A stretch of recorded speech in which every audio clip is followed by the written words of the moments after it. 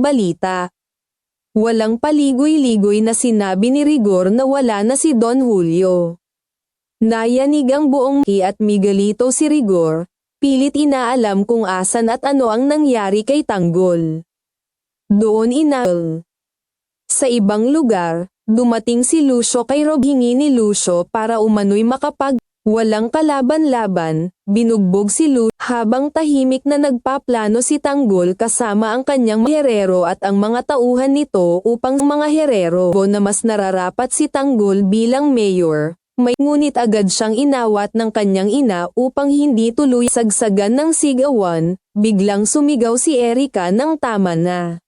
Upang awatin sina Don Gustavo at Miguelito. Silang umalis sakay ng sasakyan. Ngunit sa gitaw si Tanggol mula si Miguelito at inutusan itong bumuo. Hindi siya makapaniwalang na corner sila ng ito na ang sandaling siklab ng galit at kawalan ng tiwala sa loob ni ang kampo. Tahimik namang naghag ang lalim ng kanilang pagkakahati mula sa sa huli, alsada, kung saan hinarap ni Tanggol si nakabaon.